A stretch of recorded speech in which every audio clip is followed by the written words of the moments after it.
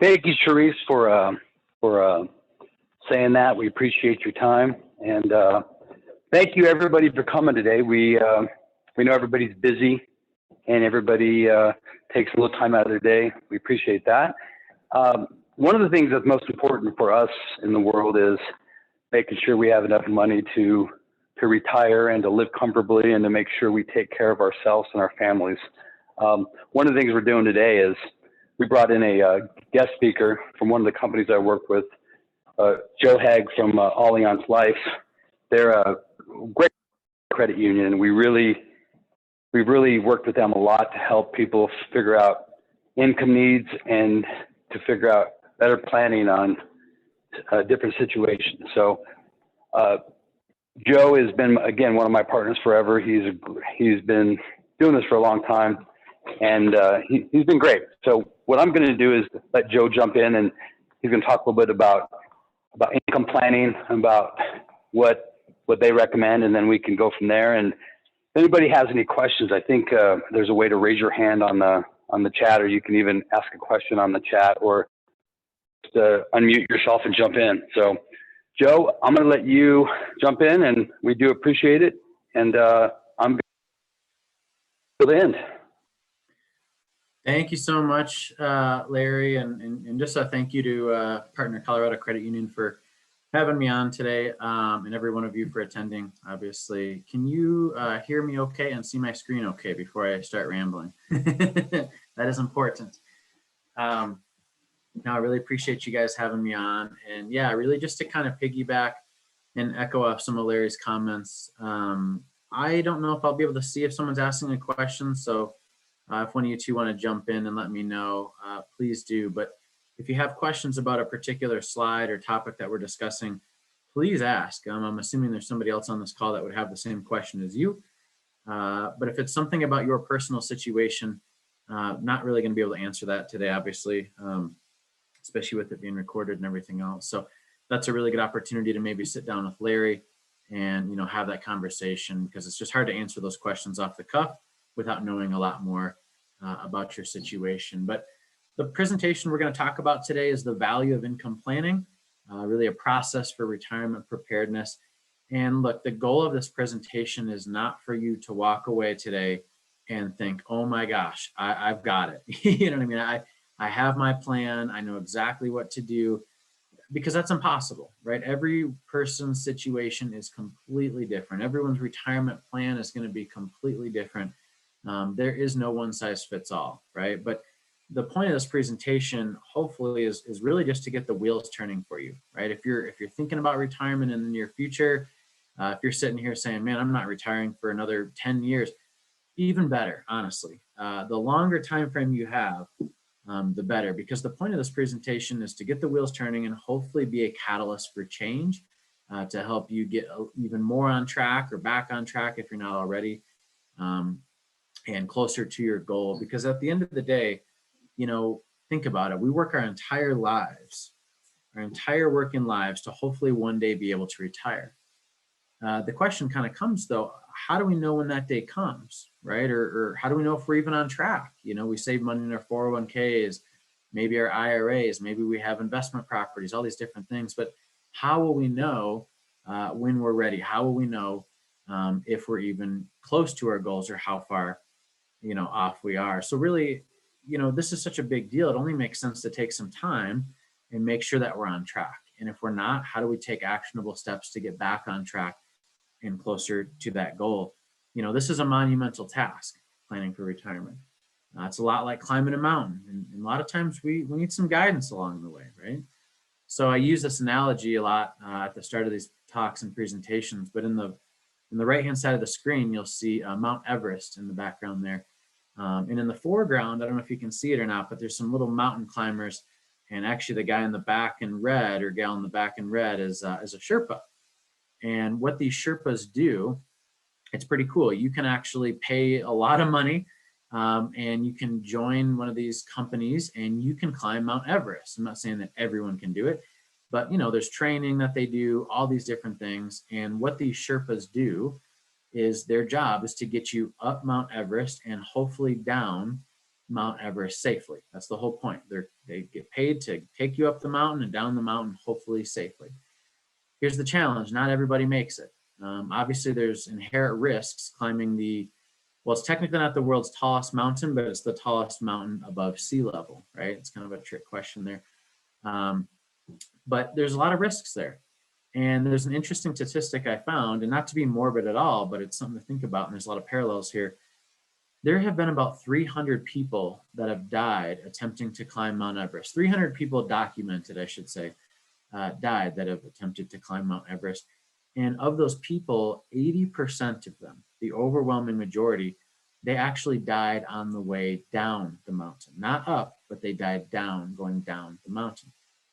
And you think about why that is, the more you think about it, it actually makes sense, right? I mean, the way down the mountain, my goodness, you just climb Mount Everest.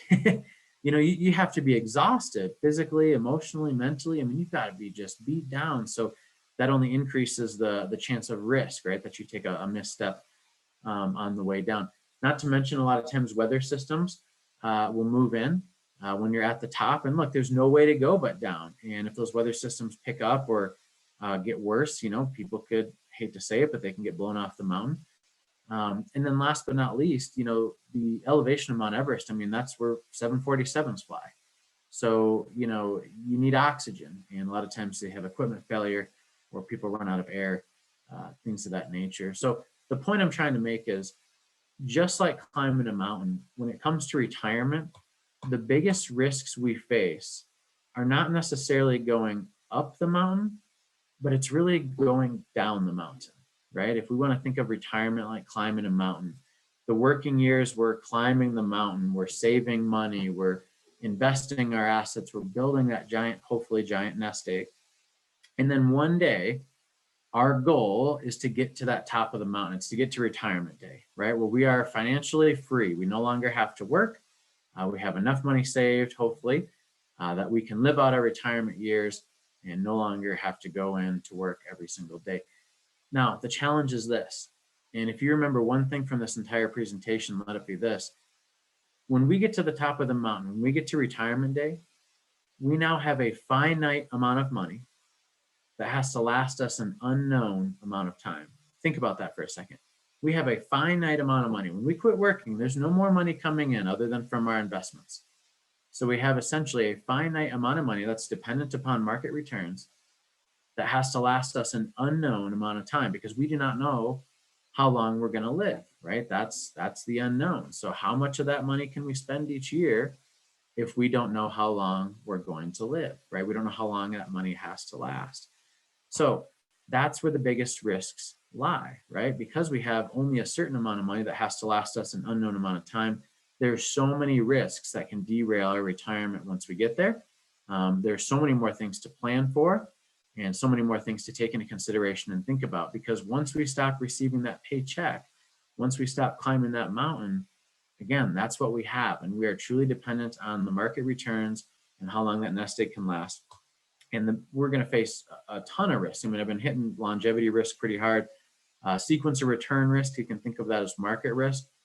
But that's not all. I mean, inflation risk, healthcare costs, maybe, medical costs, interest rates. I mean, there's so many things. We don't know what tax rates are going to be 10, 20, 30 years from now that we'll never be able to know. We'll never be able to prepare for every single one of these risks. But if we can prepare for at least maybe 2 or 3 of the biggest ones, then that's going to go ahead and make, planning for some of those other risks quite a bit easier. So we're going to talk about the 3 biggest risks today. And then we're going to talk about a very loose framework, a very oversimplified, admittedly, concept of how to maybe plan for different expenses in retirement because of these potential risks. And the number one thing I'd recommend is sit down with the credit union, right? Sit down with Larry. If you're working with another financial professional, that's fantastic. Why not get a second opinion, right? It's free of charge, free consultation, no obligation. Have him take a look at what you got and see if there's some gaps, right? If your current financial professional is not talking to you about these risks and talking to you about where, your income is going to come in from retirement to pay different expenses, well, maybe there's other things that they're missing. So it certainly wouldn't hurt just having that second look and go from there. So with that, the biggest risk is longevity risk. And I've mentioned that a little bit about not knowing how long we're going to live or how long those assets have to last. But the reason this one is so important is because longevity risk is what we call a risk multiplier. The longer you live in retirement, the more bear markets you will live through. The longer you live in retirement, the more that inflation is going to have a negative impact on your purchasing power. Right? The longer you live in retirement, the more of a chance there is to be changes in tax rates, and those other risks have more time to present themselves. So at the end of the day, longevity risk is the almighty risk, if you will, in retirement. It is a risk multiplier because the longer you live, the more time the other risks have to, present themselves or even compound on top of themselves or happen, simply put. And it's no secret.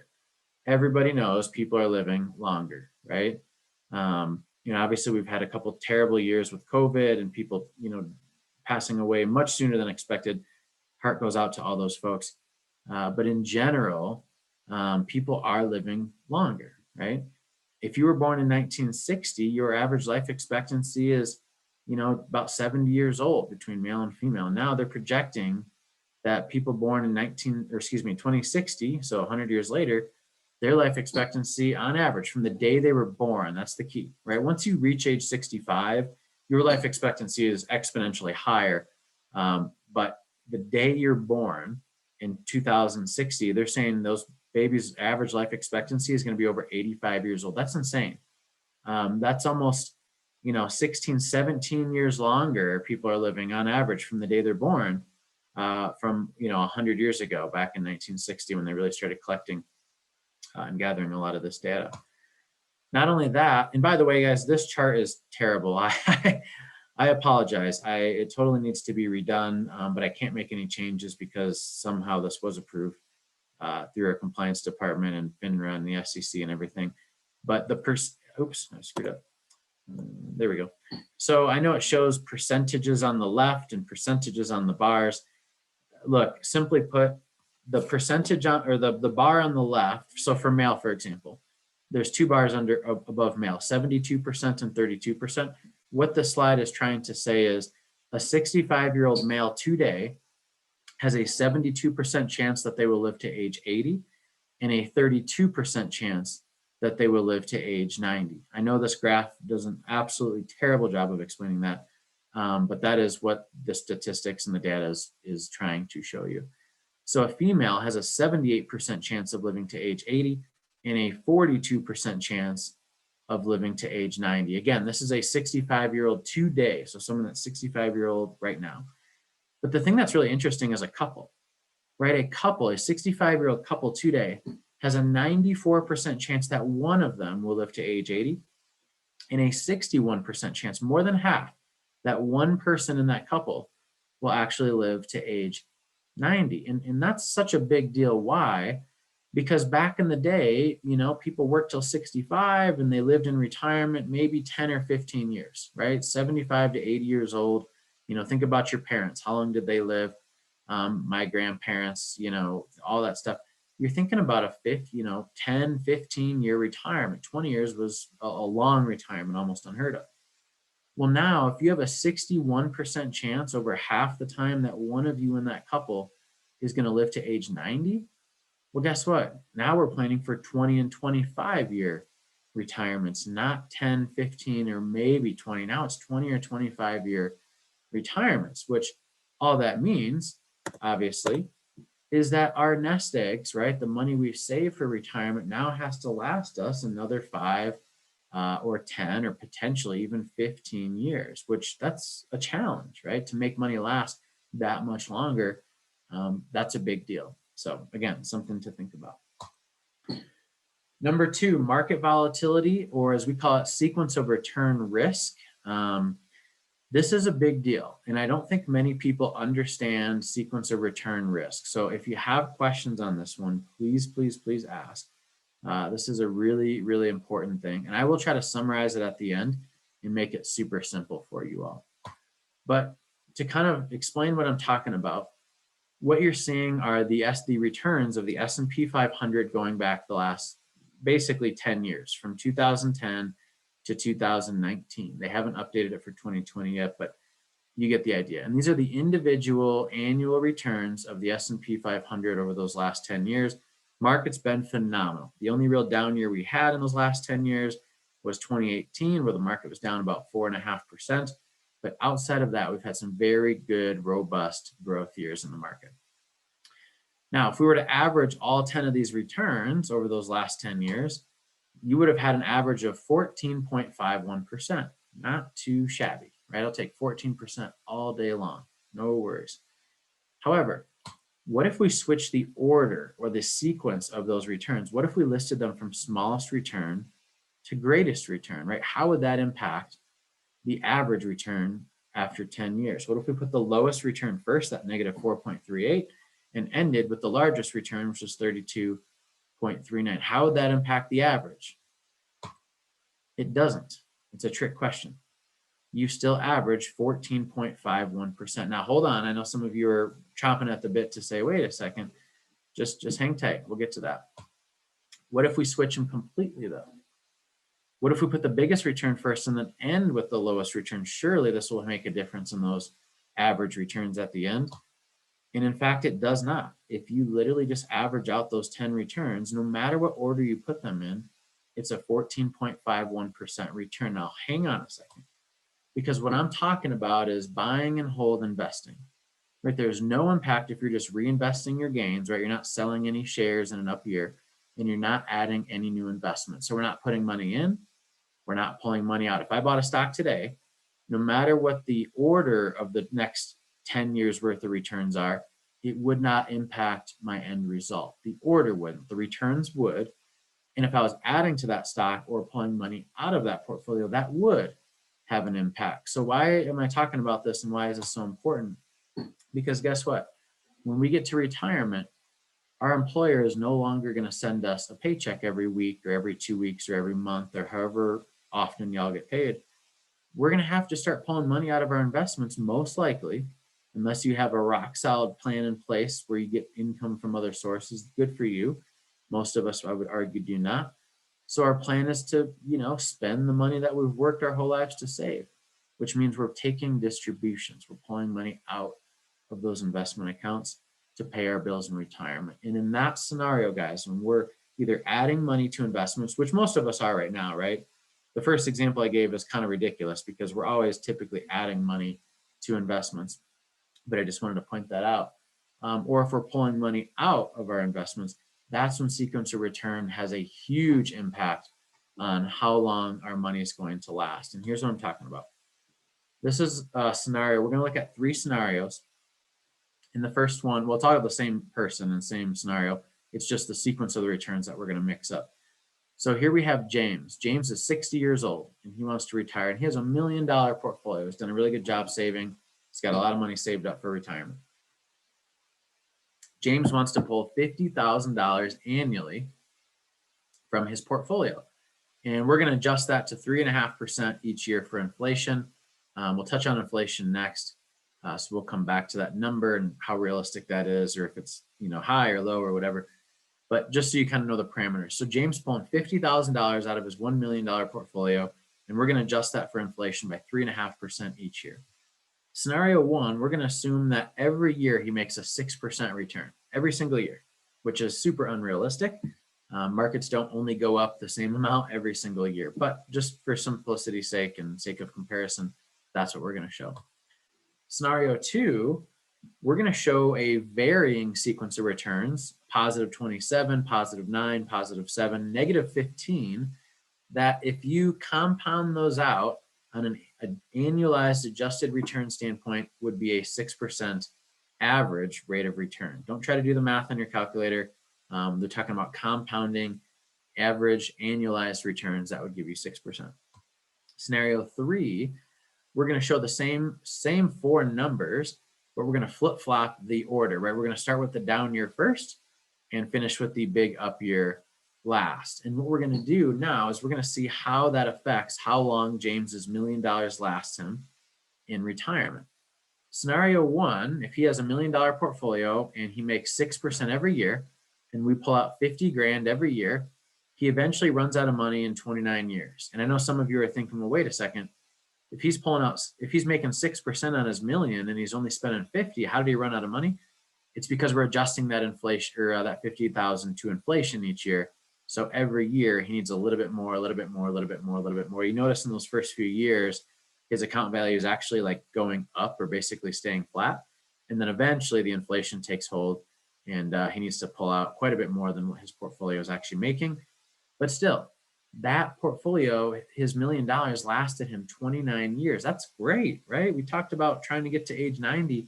If he's 60 and this money lasted him 29 years, I mean, guys, that puts him at 89. I feel really, really good about that, right? That's not too shabby, unless, of course, everyone in James' family lives to be 110. Well, maybe we adjust that plan. But in general, I would feel pretty comfortable with that scenario. The problem is nobody can guarantee a 6% return every single year, right? That does not exist, unfortunately. Scenario number 2, we're going to do the varying sequence of returns, and we are going to start with that big up market, and then we're going to move to the 9%, then 7%, and then end with the negative 15. Again, average is 6%. The average is 6. It's just different numbers up and down. Now, in this scenario, because he started with those big up years, his portfolio actually lasts him 36 years before he runs out of money. That's phenomenal. We're talking 96 years old. I am more than comfortable with that. Life is pretty good for James, right? He's not too worried. However, what if he enters retirement and has a big down year in retirement? Those of you that are planning to retire in the next couple of years, it's tricky. There's so much uncertainty out there right now. I mean, everyone is worried about the next pullback, the next correction. What are interest rates going to do? What are taxes going to do? There's so many unknowns that I'll admit it makes your job of retiring soon very difficult, and all the more reason to get more help and a second opinion. Because at the end of the day, sequence of returns matters in a huge way when we first start pulling money out of our portfolios in retirement. Those first probably 3 years really are a really, really, really big deal. If you have a big down year in the first year or 2 or really even 3 years, it's going to have a dramatic effect on how long those assets last, even if the average return is good over that time period. In this scenario, starting with the down year, not only did he lose 15% in year 1, but he also pulled out 50,000. So you notice how much his portfolio drops on that little line graph in that first year. So the reason that this is such a big deal is because the following year, when he earns 7%, he's earning 7% on a much lower value, but he still has to pull out another 50,000, right? So that's where sequence of returns makes a massive impact, and his portfolio only lasts 23 years versus 36 on the longest. That's a 13-year timing gap. James has the same starting portfolio, same $50,000 a year withdrawal adjusted for inflation, same average annual return, but because he had a down year first, his portfolio lasted 13 years less. His nest egg lasted 13 years less in retirement than had he started with that big up year. So again, those first couple of years of retirement are super, super vital. If you remember one thing from this, you got to be very careful when you first start out retirement with the market and what's going on. Make sure you have protections set up in place, especially if there is a lot of talk of a pullback or a correction, which there certainly is right now. So I'll pause right there because this is a really big topic. Is there any questions on anything I just talked about? And I can't see the questions, I don't think. Actually, maybe I can. I'll wait just a second or so here, see if anything pops in. Okay, well, if you guys will keep an eye on the questions for me, I'll keep rocking here.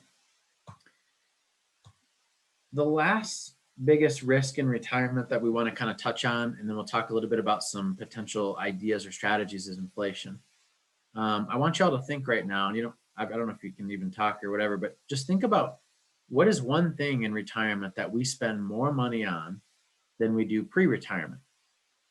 And if you're like me, the answer is hopefully golfing, right? I hope I'm golfing every day in retirement. But in all seriousness, what is one thing that basically everybody, whether you like to golf or not, spends more money on in retirement than they do pre-retirement? The answer would be healthcare. right? Healthcare is the number one thing that increases dramatically on retirement, post-retirement spending than pre-retirement spending. And the problem with that is healthcare also has the highest inflation out of any other expense out there other than college tuition and obviously home values for those of us that live here in Colorado. Again, kind of kidding, but in all seriousness, yeah, it's getting a little crazy out there in the housing market here in Colorado. But anyways, if you take a look at this graph from 1999 to 2019, so over the last, 20 years, overall inflation has been about 20%. Not too crazy, right? The good news is that workers' earnings on average have kept up, 26%. Here's the problem. Family premiums, right? So healthcare premiums for a family healthcare plan have gone up 54% in that time period. But not only that, guys, deductibles have gone up 162%. That's insane. I know every one of you on this call can attest to that. If you have health insurance through your work, I mean, my goodness, my deductibles are outrageous compared to what they were even 5 or 10 years ago, let alone I'm sure what they would have been 20 years ago. So really big thing to think about there. How are we going to help cover our healthcare costs, and more so, how are we going to help keep up with inflation on healthcare costs? Because the number one misconception I think that I hear from folks when we're talking about retirement planning and creating a strategy is they have this misconception that Medicare is somehow free or cheaper than their health insurance they have now, or all these crazy ideas. And I will tell you, if you were working for a big company or even a medium-sized company, I would be willing to bet that Medicare might actually end up costing you more at the end of the day if and when you actually use the doctors than what your insurance is now. Is that going to be true for all of us? No. But if we have really good health insurance through work, guys, I hate to say it, Medicare is probably not going to be any cheaper. It's just probably cheaper than doing any other option in retirement. So there are copays and deductibles with Medicare. There are monthly premiums with Medicare, depending on which Part A or Part B, or if you do a Medicare Advantage plan, prescription drug coverage. All these things have costs associated with them, so we need to plan for that. And it's better to know now, right? It's not all doom and gloom. Not trying to make everybody feel bad, but it's better to know now and have a plan to pay for these things in retirement, trust me, than to get there and not have a plan and have a huge surprise as soon as you just quit your job and signed up for Medicare. You do not want that, trust me. That is not going to be fun. So anyways, the last thing to kind of think about is lifestyle, and be realistic with this. I talk to people all the time and they say, oh, yeah, I want to travel the world and do this and do that. And then they'll also tell me that they think they can live off like $2,000 a month. And I'm like, well, you probably could, but I don't think you're going to be traveling the world with that type of a budget, right? So if that is something you want to do, well, then let's plan for it. And if we can make it happen, great. But maybe, the savings and where we're at doesn't quite work with traveling the world all the time. And maybe it's more, hey, I know you want to travel, but maybe we budget for one big trip a year, right? Maybe you can have X amount of monies allocated to plan for that one big trip a year. But the thing that I always think about is, even if you don't think you're going to be spending a ton of money in retirement or traveling the world or doing all these lavish things, the one thing to think about is, what day of the week do you typically spend the most money? Okay, think about that for a second. What day of the week do you typically spend the most money? And if you're me, it's Saturday and Sunday, or even Friday. And the answer is why? Because look, those are the days you're not working. You have more free time. You're hanging out with the family. It's fun to take them out to eat or go do something fun. Those are our days off. And that's when we have more free time and more freedom to do what we want. So we're going to spend more money typically on those days. Now, the challenge with that is, obviously, in retirement, guys, every day is Saturday. If we're not going into a job, we have freedom to do what we want every single day. So a lot of people think, well, once I retire, I'll spend a lot less money than I do now. Will you? You know what I mean? I don't know. I mean, some people, yes. Some people are realistic and they just want to live a very, modest life. Their house is paid off. They're not really into, going out to dinner and doing all these different things. And that's totally cool. That's totally fine. But if you are someone that wants to do these things, make sure you're realistic with that and your budget, and you plan ahead accordingly. So that is a big thing that typically a lot of people don't really think through all the way. They kind of think they do, but I don't think they actually really put pen to paper and think about that. So again, we've covered a lot of the risks, right? It's not all doom and gloom. We're going to give you a couple ideas and some things to think about and some things to bring into Larry and talk about. But the biggies are this, right? Longevity risk, sequence of returns or market volatility, inflation, really healthcare costs, and lifestyle. If we can help plan for some of those 4 big risks there, or things to consider, I should say, it is going to make a lot of those other risks a lot easier to manage. But those are the 4 big ones that we really need to think about and hopefully address before we get to retirement, at least from a planning perspective, before we get to retirement and find out that it's too late. So how do we get started, right? How do we figure this out? How do we prepare ourselves and everything else? Number one thing is just gather information. You know what I mean? Oftentimes, and myself included, I'm guilty of this as well. I think in my head, I spend a certain amount of money each month. I do. I have this idea in my head of how much I spend. But what's interesting is if you actually pull a bank statement and a credit card statement and add it all up, I'm willing to bet that all of us on this call spend a little bit more. And by a little bit, I mean probably a lot of it more each month than we actually think we do, right? Especially with the credit card bills and the Amazon, Prime and everything else. We forget about a lot of that stuff on the day-to-day and the month-to-month. Typically, when we think of our spending, we think of our mortgage payment, our car payment, our cell phone bill, our heat and energy, and our cable bill. We do not think about, now groceries and, oh man, I had to put new tires on the car and we had to order new laundry soap and all these different things that add up that we don't really think about. So don't just gather statements of your investment accounts, but gather statements of what you actually spend money on, because that's the only way to know if and when you have enough money to retire. If you don't know how much you actually spend each month, how will you ever know when you have enough, right? So both of those things are extra important. Healthcare costs, there's no way to predict this, but the number one thing to do is to plan for it. There's some different strategies and things you can take advantage of. I know Larry works with some Medicare expert folks that can help, open enrollments coming up here. And they can help, create a strategy or maybe plan for something to help with healthcare costs, but be realistic. Did everyone in your family live a long time? Did everybody in your family end up in a nursing home? Did they not live a long time? Things like that can help you plan for potentially what could happen to you, unfortunately, right? Depending on what it is. And then lastly, the lifestyle thing. I cannot stress that enough. Be realistic about it. So many people just are unrealistic about their lifestyle in retirement. And they get to retirement and all of a sudden they realize that they want to spend a lot more than what they had planned for. Your plan is worthless if you're not realistic with it, right? That's the whole point of creating a plan, is to reach your realistic hopes and dreams and all that good stuff. So how do we do this, right? This is way oversimplifying, obviously, but in general, typically we want to break expenses in retirement down to 3 categories.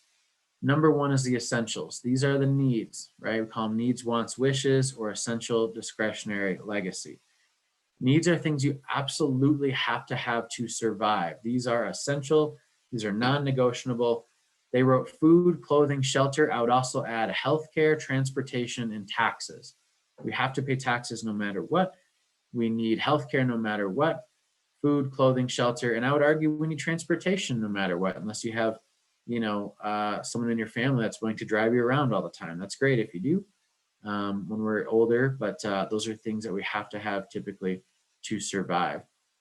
And then we move down to discretionary. These are the wants. Hey, if there's money left over after we've covered our basic needs, I'm all about having some fun, right? These are the travel, the golfing, you want to spoil the grandkids, all that awesome stuff. I think that's so cool. But again, if we can't cover our basic needs to survive, guess what? There's not going to be any money left over for wants. And then last but not least, legacy.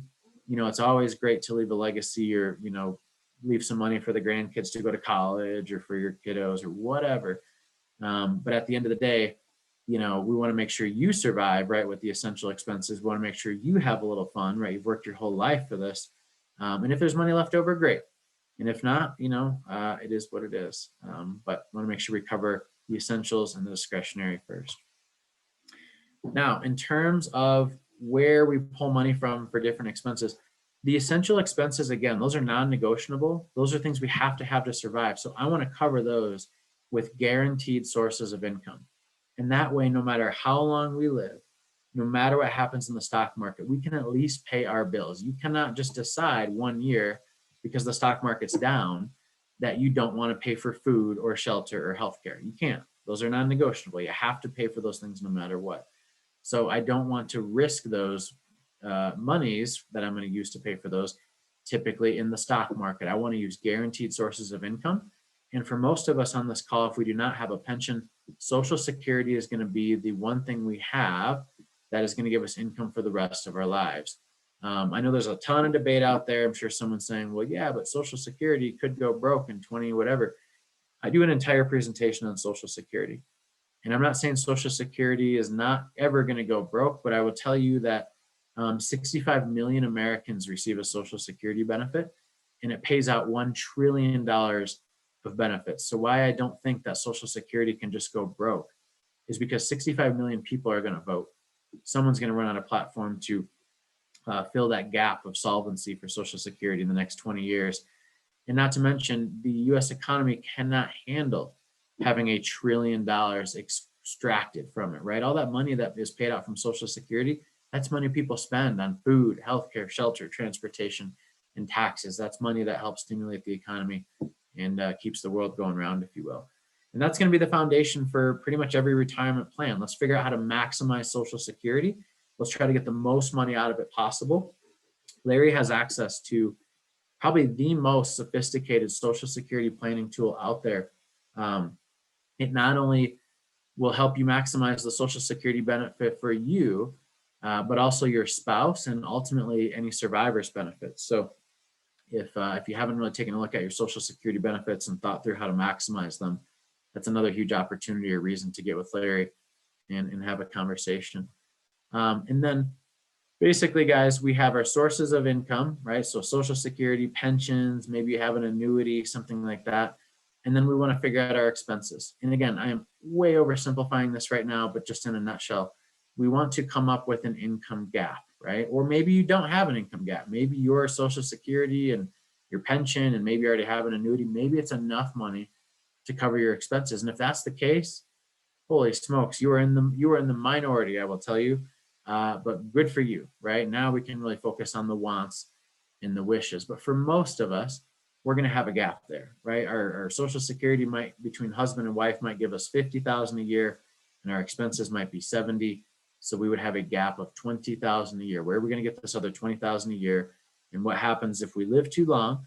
And what happens if the stock market performs poorly, right? How would that be affected? How would our ability to pay our expenses be affected because of that? So because of that, we typically want to use guaranteed income and the essential expenses. And there's a lot of different strategies out there. If you don't have a pension, things like an annuity, right? Creating a personal pension could be a potential solution. There's a lot of other tools and ideas out there on how to create more quote unquote guaranteed income in retirement to help fill that gap. There's definitely no one size fits all, but the point of this is to explain, hey, there are products and solutions out there if you don't have a pension from your employer that you can use to complement your Social Security income and cover those essential expenses in retirement, so that no matter how long you live, and again, no matter what happens in the stock market, you can at least pay for those essential expenses. That's a pretty big deal.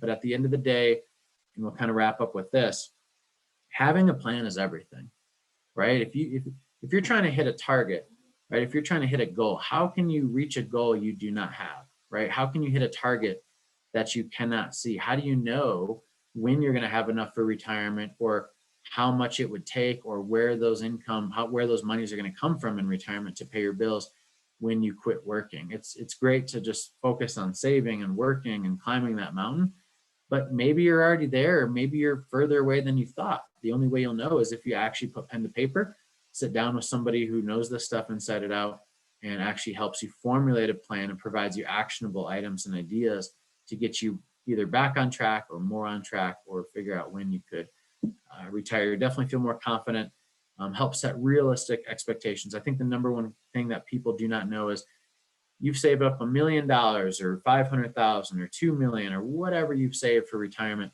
How much of that can you spend each year without realistically running out of money? That's the number one question that I think nobody really seems to know or have a good expectation of.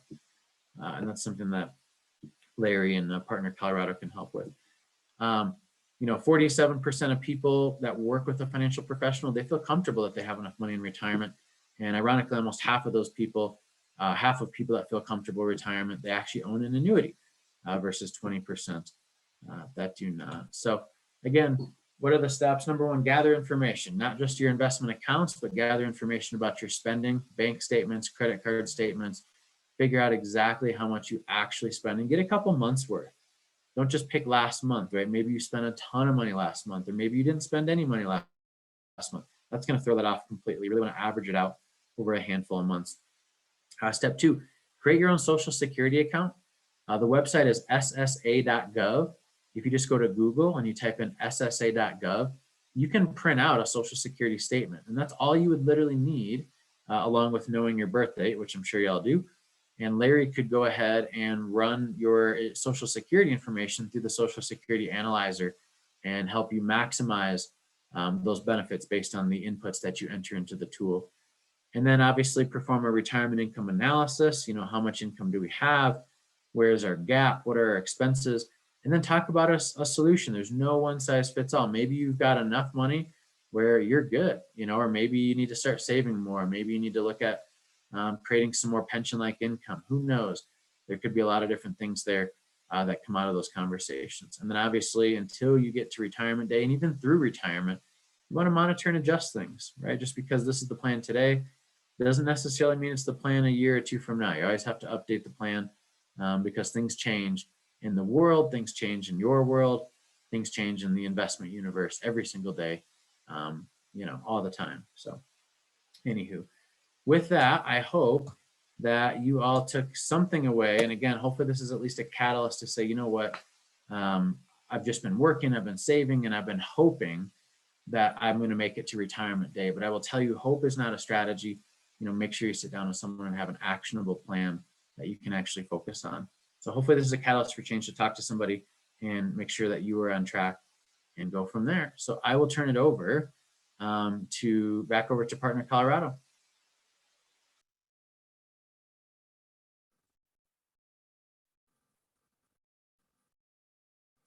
All right, I couldn't get my video on then.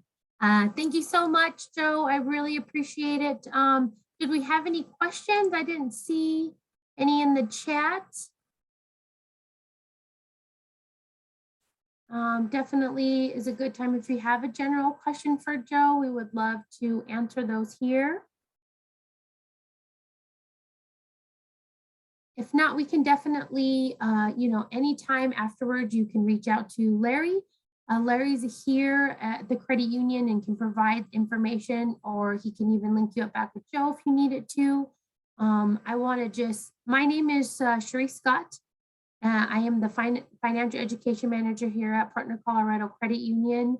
I'm going to put my name and phone number and email in the chat if anyone needs to grab it before we're all done. Otherwise, thank you so much, Joe. I appreciate your time today. And for the members and communities that were able to participate, we really appreciate your giving up your afternoon and the time that you did today so that you could get this information. Absolutely. Thank you guys so much for having me on and being such great partners to work with, and appreciate every one of you that jumped on today. Hopefully you found it was valuable. Hey, Sharice, this is Larry. Joe, we really appreciate your time, and this